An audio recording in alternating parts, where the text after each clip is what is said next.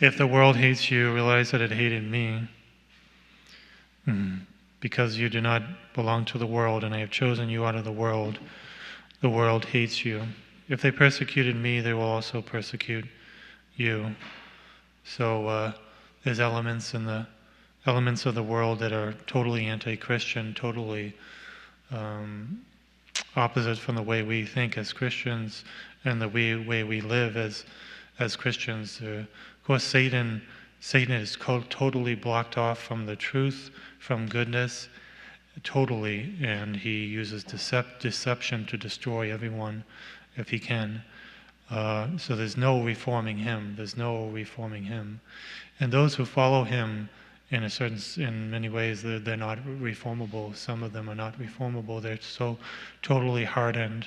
Look at the Pharisees. They were so totally hardened away from our Lord, and they hated him, and nothing could change them. Some of them later did. Some of the Pharisees and priests did become Christians afterwards, but some were totally diametrically opposed to Christ. And this is something we have to realize and face in life, that we're up against people who just cannot listen, cannot reform, do not reform, and what do? We look at them and say, can't you see the good? Can't you see that you're wrong? Can't you see the truth? Can't you see? We just try to convince them and persuade them, and we think that they might listen, and they just don't. Some just don't. So we have to realize that some people are like that, and then what do? We have to fight. We have to fight the evil. We have to fight falsity. We have to, it just reminds me of the President of the United States, he's got so much opposition, and he tries to persuade, and not to get too much into politics, but he's up against an enemy that just will not see the good that he tries to do, and the good that he does do.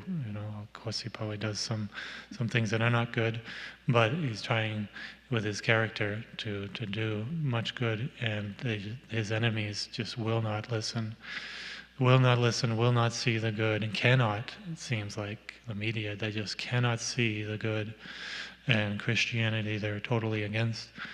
So this is a reality of life, and what do? We have to fight, and that's, he has that really a good quality. If you don't fight, if he didn't fight, he'd be just totally destroyed, and the good would be defeated.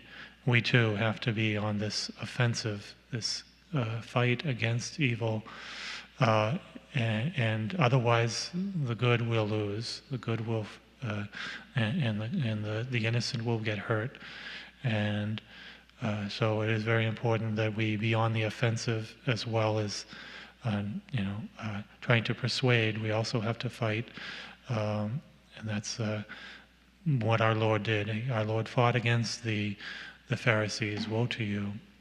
He pointed out their faults, and of course they hated him. Do they hate him more? I don't know.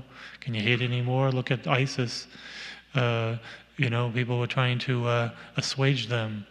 Some politicians were trying to assuage them, and some of the Muslims who are very hardened against Christianity and the good. You can't persuade anymore. You just have to oppose them.